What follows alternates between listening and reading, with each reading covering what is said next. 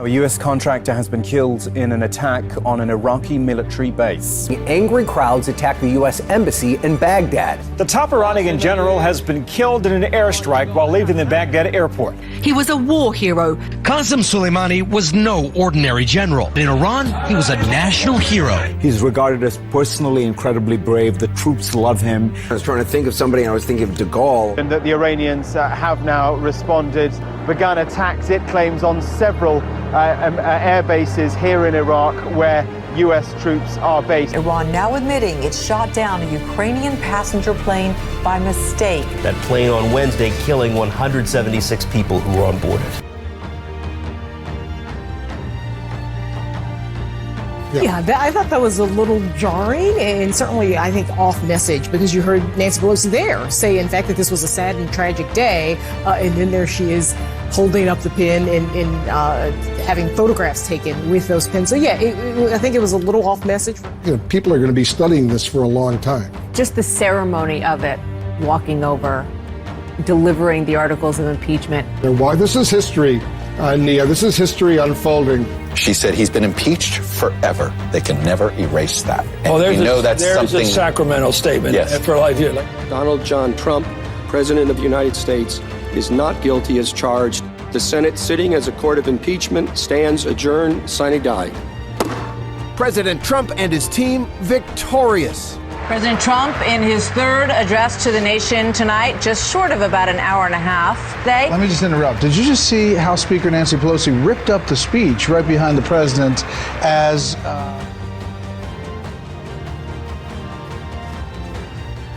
A deal has been agreed on the future of the Duke and Duchess of Sussex, who are to step down as working royals in the spring. There was so many months of talks after so many years of challenges. There really was no other option.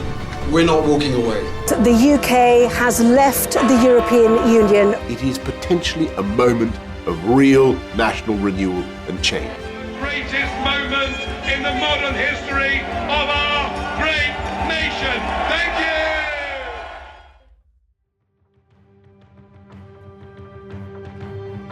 The toll from that deadly coronavirus now grows, spreading from Wuhan, China, and tonight that first case here in the U.S. And in the city of Wuhan, where the outbreak began, patients now in isolation, all trains and planes out of that city halted just tonight. China has had enormous success in beating down its epidemic. So people were literally quickly taken away from their families to these giant gymnasiums or stadiums where they were not concentration camps. They were beds, there, and there were nurses in protective gear to watch out for people. They even had dance classes in these things. It's not a bad policy. Perhaps China's authoritarian ways did prevent this, meaning had China been a free and open society, this might have spread faster. There are extreme quarantines. Has that worked? Well, it has. That's not the usual thing you do. Their efforts have been draconian, something we never would be able to do here. We want people still to go on about their lives. Come to Chinatown. Here we are. There is no concern at this time for coronavirus in our region. Americans do not need to panic. We want New Yorkers to go about their daily lives. There's very little threat here. Just you and me wearing these masks, that could actually sometimes be more harmful to you than not wearing a mask. Face masks are not recommended for the general public. Right now, people should not be walking. There's no reason to be walking around with a mask. To unleash the full power of the federal government in this effort today, I am officially declaring a national emergency. This afternoon, we're announcing new guidelines for every American to follow over the next 15 days. I don't believe that this is going to be a short-term issue. I think we're looking at a matter of months, and people should start to calibrate that into their expectation. Literally here in New York City, it feels like a wartime environment.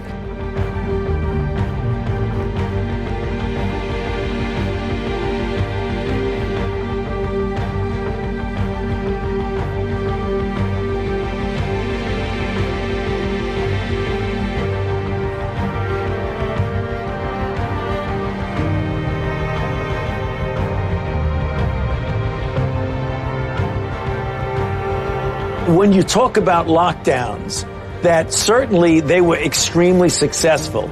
You could literally kill someone because you didn't want to wear a mask. Yeah, okay, search warrant for what? What are you suspecting me of doing? What's this about? High-powered drones will be used to find people not wearing masks and cars too far from home. A drone is scanning for COVID-19 symptoms, and they can use them to spot and warn people who are gathered too closely. They can also detect whether you're running a fever, sneezing, or coughing heavily. Tackled to the ground and forced into custody. What authority did you nullify the Bill of Rights in issuing this order? How do you have the power to do that? That's above my pay grade, Tucker. And now, a few people walk into the Oval Office, say, "Sir, we have to close up the country."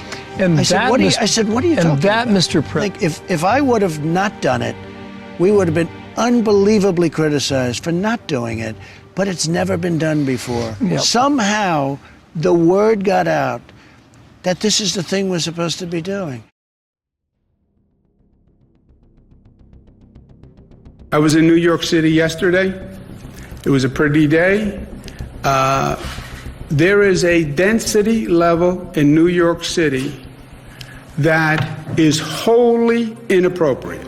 We end up projecting these multiple rounds of social distancing that takes us out to 2022. When you relax that social distancing, you could very well see an increase in the infection rate. When you see a crowd, when you see a line that's not distanced, when you see a supermarket that's too crowded, anything, you can report it right away. Social distancing has got to be the new norm. Experts are warning that relaxing social distancing without having tracing and testing programs in place means that a lot more people could die. During this reopening, social gatherings should not be more than 10 people, even if they're outside. Images of these large crowds at beaches on Saturday, at outdoor restaurants, water parks, not keeping social distance. Does this still make you confident that reopening beaches and parks was the right call? So we really want to be clear all the time that social distancing is absolutely critical. This does not look like social distancing to me. Should the health department come in and start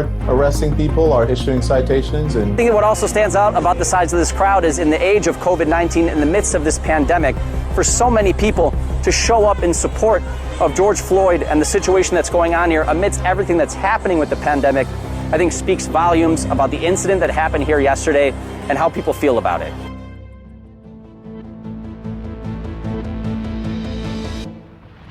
I want to be clear in how I characterize this. This is mostly a protest. It is not, generally speaking, unruly.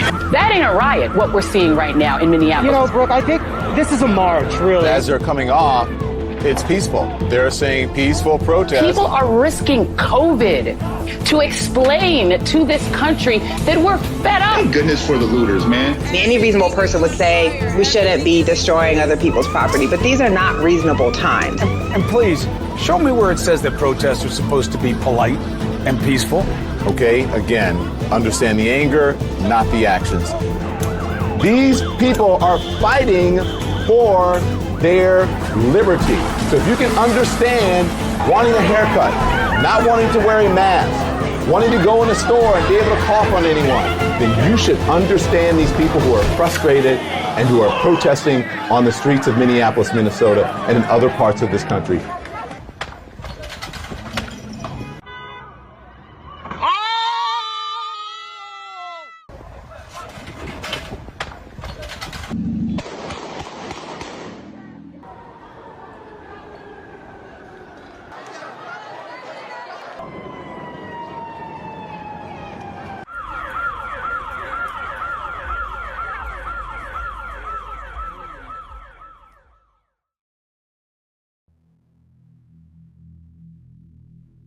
I mean, the status quo of our society is racism, and it's comfortable for white people. So even the most liberal, well-intentioned white person has a virus in his or her brain that can be activated at an instant. Because you have white privilege. So if they see that a white person is getting on their knees, that shows solidarity for the situation. And could you just please apologize for your white privilege?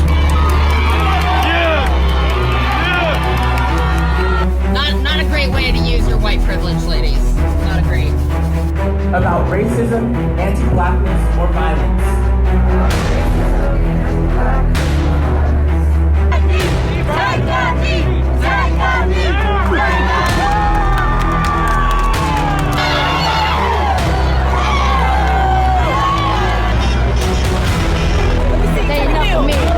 Love my black neighbors, hate my white ones.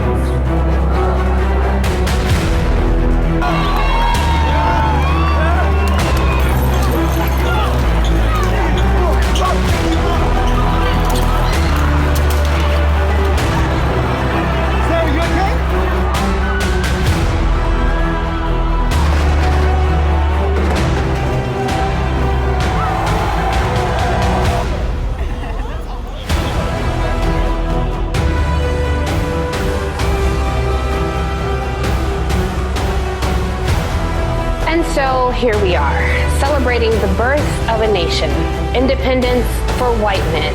The radical ideology attacking our country advances under the banner of social justice. But in truth, it would demolish both justice and society. Their goal is not a better America. Their goal is to end America.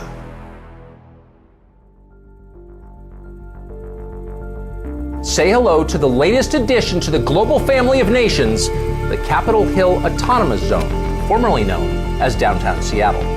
Oh, City Hall! City Hall! City Hall! City Hall!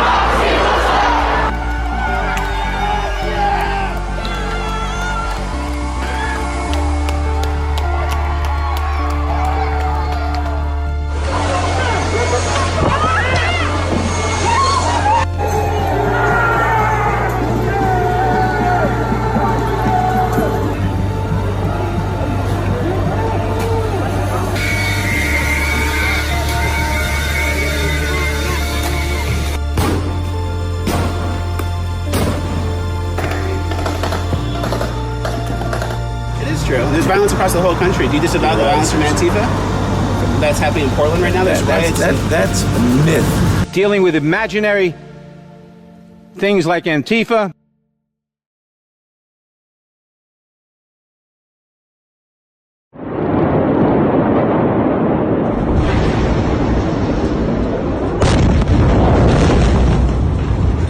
Much of Beirut is shattered this morning by one of the most powerful peacetime explosions ever. Killing at least 70 people and injuring more than 3,700. 2,750 tons of ammonium nitrate. According to the governor of Beirut, more than 300,000 people in the city have been made homeless. Thousands of people have taken to the streets of the Lebanese capital Beirut in anger at the country's leaders. Some protesters have stormed the foreign ministry building, declaring it the seat of the revolution. The Lebanese government's mass resignation was surely inevitable. With a tidal wave of anger sweeping the country, President Macron stepped onto the shattered street. But the French leader did something here that no Lebanese politician would dare to even think. He came and showed his face. What's happening here is quite spectacular. President Macron's come onto the streets. He's meeting people and hearing their concerns. And for many, they are seeing something that they've perhaps never seen before, and that's his real leadership. And that's why they're coming to him to demand for change.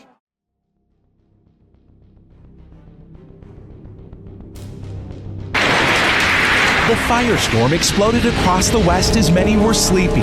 Ferocious winds fueling massive infernos from California to Washington. The orange glow from wildfires burning miles away, shrouding the city's landmarks, the smoke blocking out the sun. The middle of the day felt like dusk, and it is unnerving. And those fires continue to rage across the western United States, driven on by strong, dry winds, burning more of California this year than ever before.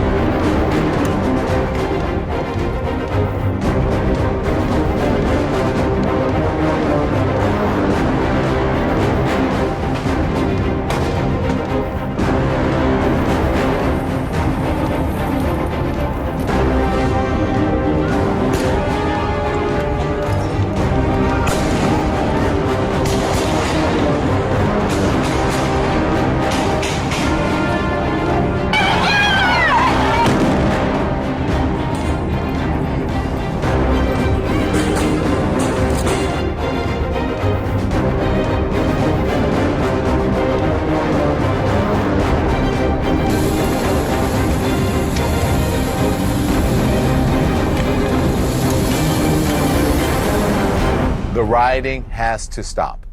Chris, as you know and I know, it's showing up in the polling.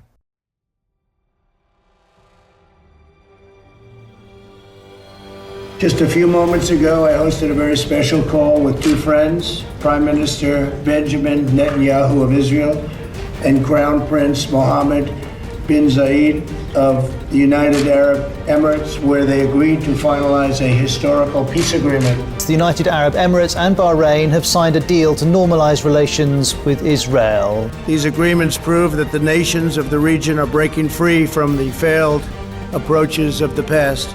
Well, this deal ends a decades-long economic boycott of Israel. But I was nominated for the Nobel Peace Prize. President Trump officially nominated for a 2021 Nobel Peace Prize. I'm pleased to announce a truly historic commitment. Serbia and Kosovo have each committed to economic normalization. After a violent and tragic history and years of failed negotiations, my administration proposed a new way of bridging the divide. Breaking news from the White House, where US President Donald Trump has announced that Israel and Sudan have now agreed to normalize their relations. Sudan now becoming the third Arab nation this year to do such a deal. The US president has once again been nominated for the Nobel Peace Prize. Serbia, do you believe I got 3 nominations for the Nobel Peace Prize? Can you believe it? Can you believe it?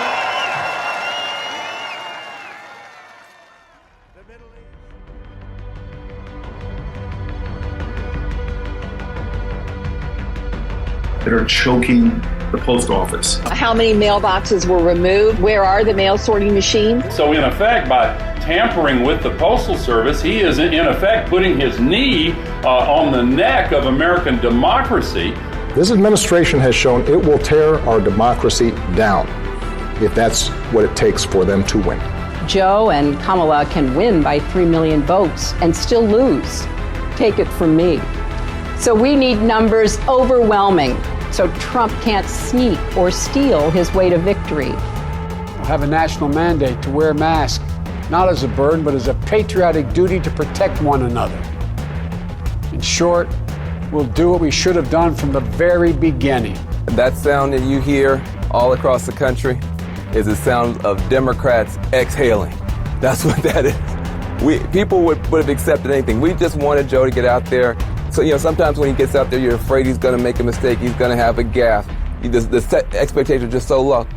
Joe Biden should not concede under any circumstances. What they're doing is using COVID to steal an election. Right. They're using COVID to defraud the American people, all of our people, of a fair and free election. They are trying to steal the election. And sadly, the domestic enemies to our voting system and our honoring our Constitution are right at 1600 Pennsylvania Avenue. Clear that I know that there are protests still happening in major cities across the United States. I'm just not seeing the reporting on it that I had that's right. for the first few weeks. That's right. But they're not going to stop. They're not going to stop. And they're not. This is a movement, I'm telling you. They're not going to stop. And everyone beware, because they're not going to stop. They're not going to stop before Election Day in November, and they're not going to stop after Election Day. And that should be, everyone should take note of that on both levels, that this isn't, they're not going to let up, and they should not. And we should not. Does anyone believe there'll be less violence in America if Donald Trump is reelected? We have a president who is a liar and is willing to kill Americans. There are thousands of my fellow New Yorkers who are dead right now, and it can be directly attributed to the president's lack of action. Donald Trump caused the COVID outbreak in New York. He's got the blood of 200,000 Americans on his hands. But also the destruction of the economy didn't have to be what it was. If the president had done his job from the beginning, all the people would still be alive. All the people, I'm not making this up, just look at the data.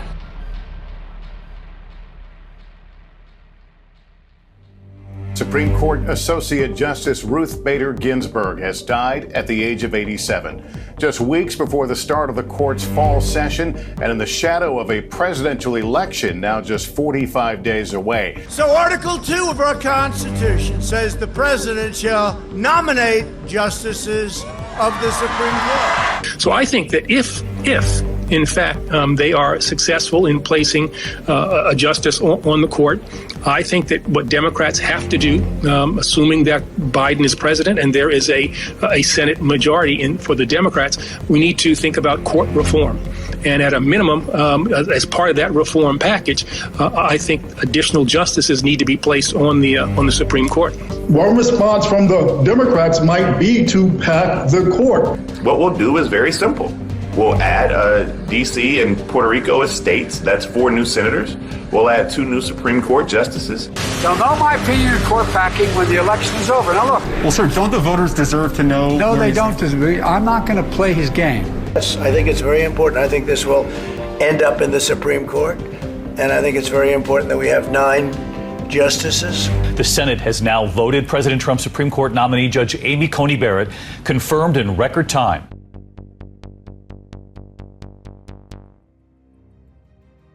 And I learned so much about coronavirus. And one thing that's for certain, don't let it dominate you. Don't be afraid of it. From a public service point of view, don't be afraid of COVID. No, be afraid of COVID. Jake, this is so disrespectful. I'm not even sure I can speak about this. It's incredibly disrespectful. What does that mean? Don't be afraid of it. I mean, first of all, it's a contagious disease that kills people. There's nowhere to even begin. It's gross. It's such a distressing moment. It's just so horrible, so destructive to say I feel better than I have in 20 years. That he's saying this is so disrespectful. The president says it's no big deal. I mean, it's outrageous. It is insulting to the people who have lost loved ones. It is insulting to every American who wears a mask. I mean, it's disgraceful, Wolf. It's absurd. Don't tell your supporters, don't be afraid of COVID. Everyone should be afraid of COVID. It's okay to be afraid of COVID, and it's okay that it's dominating your life. We have put together, I think, the most extensive and inclusive voter fraud organization in the history of American politics. The reason we talk about a red mirage is, in fact, because we believe that on election night, we are going to see Donald Trump in a stronger position than the reality actually is. We are sounding an alarm and saying that this is a very real possibility, that the data is going to show on election night an incredible victory for Donald Trump. When every legitimate vote is tallied and we get to that final day, which will be someday after Election Day, it will in fact show that what happened on election night was exactly that, a mirage. It looked like Donald Trump was in the lead, and he fundamentally was not when every ballot gets counted. That there's nothing illegitimate about taking a few extra days or even weeks in order to make sure that all the votes get counted. Under no scenario will Donald Trump be declared a victor on election night, and we think that that's really fundamental to how we want to approach tomorrow. Let's try to do a little bit. This is looking a little bit right now like a replay of 2016. The city of Milwaukee says that they will have all of their votes counted by 3 a.m. Before that we were going to hear from the Milwaukee that they were going to do a huge dump of vote from Milwaukee at 3 a.m. Eastern time. They've now pushed it back to 5 a.m. But why does it take so long, Arnon? I mean, you've got 70% of the vote in some of these cases, and they've been counting, all of these ballots all day long. Why does it take so long? An election today, right? I mean, they knew it was coming. Right now, again, the president leads by just about 100,000 votes and about 4 percentage points in Wisconsin. But again, still too close to call. 5 a.m., we're going to get a big ballot dump. He takes his first lead as Joe Biden. From Georgia, apparently at the State Farm Arena, they were delayed 4 hours because of a water pipe burst in that room. The numbers haven't moved. Martha, what did you say? There was a water main break there? That paused everything tonight. Precincts accidentally reported 0 of 191 until all precincts were uploaded and tabulated. We're working diligently to compile all votes and will continue the effort of processing absentee ballots at 11 a.m. In terms of Philadelphia, not reporting any more absentee ballots tonight, and that may be taking a couple of days. That's a real possibility. Especially since they stopped counting it at 10:30 at night. I'm not sure why. I mean, just because I guess everyone has to go home and they have to come back in the morning. Yes, they're normal people, Martha, as opposed to us. So wait a second. Now you're saying Georgia is probably not tonight. Michigan is probably not tonight. Wisconsin's not tonight? I think there's a good chance that that's where we're sitting. And Pennsylvania is not tonight. He is up 600,000 votes in Pennsylvania. So that he can make up 600,000? It is theoretically possible, yes. We know that those 7 counties told the Secretary of State's office a few days ago that they were going to man the polling stations tonight and then worry about the mail-in ballots tomorrow. Despite reports that Philadelphia had stopped counting its ballots, officials say more than 2 million ballots are still being counted, mostly in Pittsburgh and Philadelphia. And there are 3 million millions of mail-in ballots that are being counted. I'm here to tell you tonight, we believe we're on track to win this election. We knew because of the unprecedented early vote and the mail-in vote, it was going to take a while. We're going to have to be patient until the hard work of tallying votes is finished. And it ain't over till every vote is counted, every ballot is counted. This is a fraud on the American public. This is an embarrassment to our country. We were getting ready to win this election. Frankly, we did win this election. For the good of this nation, this is a very big moment. This is a major fraud in our nation. We want the law to be used in a proper manner. So we'll be going to the U.S. Supreme Court.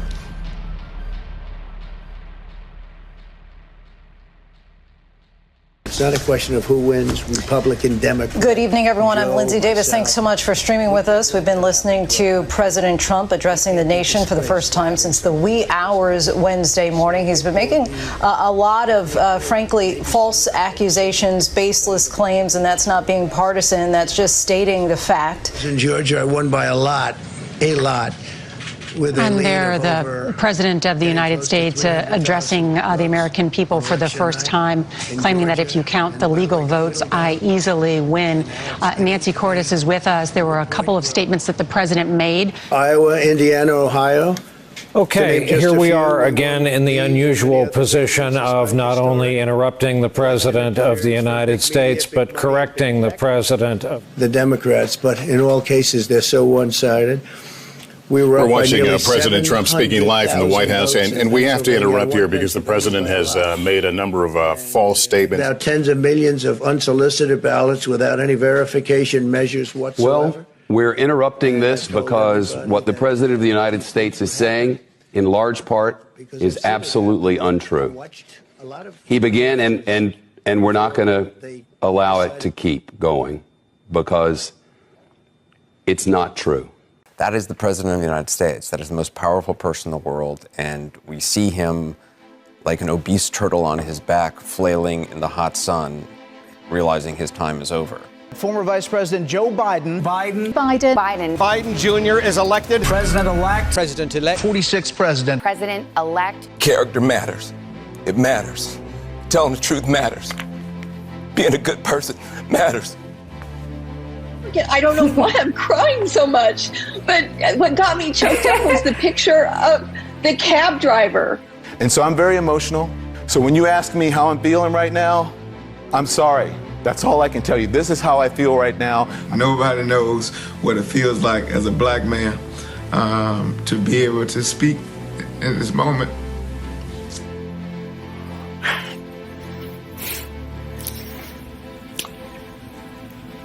If you're an immigrant, you don't have to worry if the president's going to be happy to have babies snatched away or send dreamers back for no reason. Me too. I started crying again when I heard the bells from Paris. I keep crying. I'm going to cry now. Go away from me. You're going to make me cry. We don't care who you are. We don't care if you voted for us or not. Remember, just because CNN says, or even Fox News says that somebody's president doesn't make them president.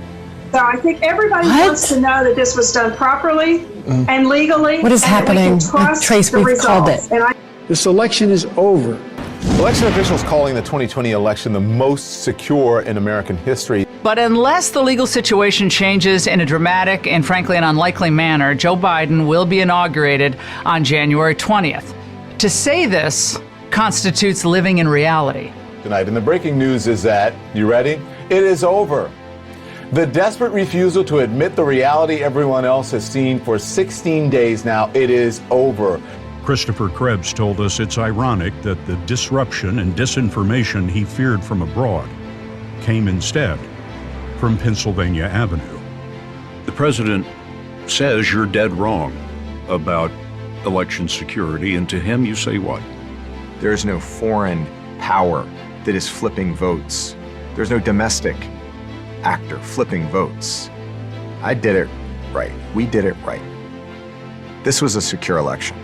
And President-elect Biden has now received a majority of electoral votes needed to win the presidency. As expected, Joe Biden received 306 electoral votes, Donald Trump 232. And legal experts say after today's vote, the ability to change the result in court is gone. And the Constitution makes today both the day and the last day. Today, the Electoral College cementing President-elect Joe Biden's victory. Do you want me to read this now? Some breaking news. California putting President-elect Joe Biden over the edge. Joe Biden's official win now in the Electoral College. If there was any doubt Joe Biden is the president-elect, and there really wasn't any, it was definitively erased today with the vote of the Electoral College. You know, in this battle for the soul of America, democracy prevailed.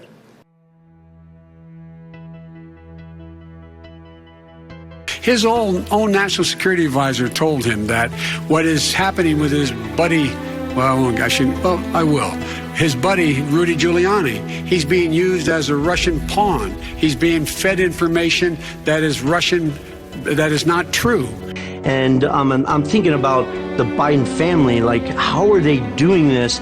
I know Joe decided not to run in 2016, but what if he ran in the future? Aren't they taking political risk or headline risk? And I remember looking at Jim Biden and saying, how are you guys getting away with this? Like, aren't you concerned? And he looked at me and he laughed a little bit and said, plausible deniability. This whole smear on Joe Biden comes from the Kremlin. Issues with the Bidens that are absolutely invented, imagined. A series of lies peddled to them by Rudy Giuliani. Last week, Giuliani and former Trump official Steve Bannon provided the New York Post with unverified emails. Every major national, international, and local news operations looked into it has said it's a lie. Operation looks right out of the Kremlin playbook. Has all the hallmarks of a foreign interference campaign. Unverified accusations about Hunter Biden's financial dealings. And he's in the midst of a scandal. He's not. And he's taking... He's of course not. he is, No. Leslie. Come on. Of course he... Why don't you want to report this? This is one of the most powerful families in Washington. The Biden family. And you're okay? You're okay with our interests being sold out to profit Joe Biden and his family when we're suffering during a pandemic from communist China? He's doing shady business deals with communist China. You're comfortable, okay? As you know perfectly well, I'm a journalist and a reporter, and I follow the facts. And there has never been any issues in terms of corruption. And we are back with breaking news in our 2020 lead. Moments ago, President-elect Joe Biden's son, Hunter, announced that the U.S. attorney in Delaware has notified his lawyer that the U.S. attorney has investigated Hunter Biden's taxes. And Evan, what more do we know about this U.S. attorney's investigation? Jake, we know that this is an investigation that began as far back as 2018.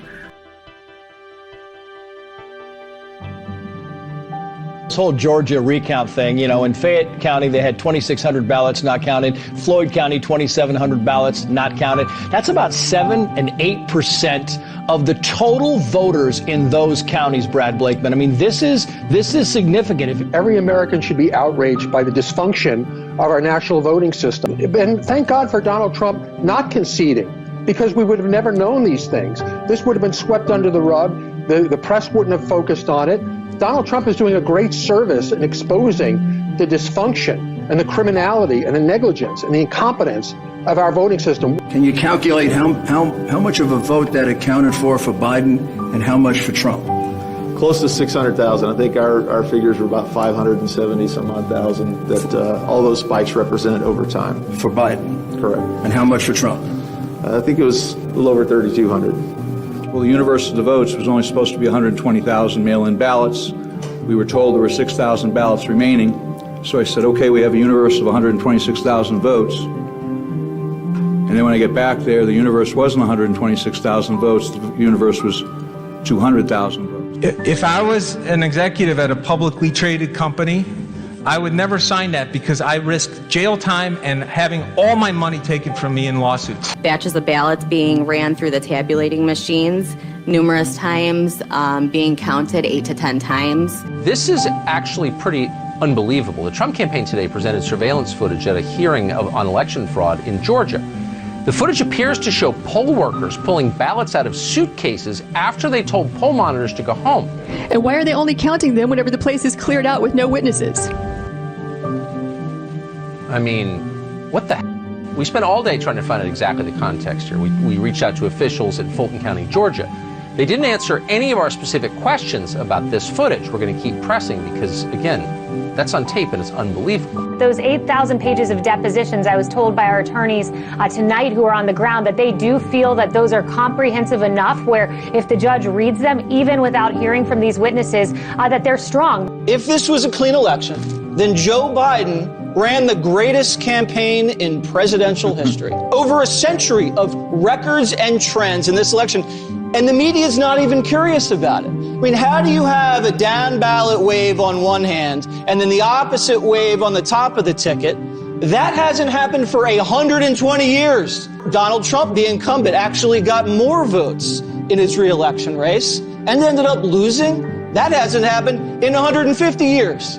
That Joe Biden lost 17 out of the 18 bellwethers. That Joe Biden won less counties than Hillary, 200 less counties than Barack Obama, and still came out ahead?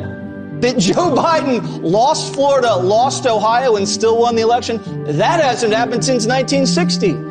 Why isn't the media saying, Joe, what's your secret? They cheated like nobody's cheated before, and they got caught. So nobody can go in and say, oh, congratulations on running a good race. They didn't run a good race. They cheated. They dropped hundreds of thousands of ballots. Right. They did things that nobody's ever seen, and we caught them. But your guys have been unable to prove it as of now. No, if something happens, excuse me, we've proven it, but no judge has had the courage, including the Supreme Court. I am so disappointed in them. No judge, including the Supreme Court of the United States, has had the courage to allow it to be heard. The Supreme Court, all they did is say, we don't have standing. So they're saying essentially that the President of the United States and Texas and these other states, great states, they don't have standing. They didn't go into the evidence. We will not bend, we will not break, we will not yield. We will never give in, we will never give up, and we will never back down. We will never, ever surrender.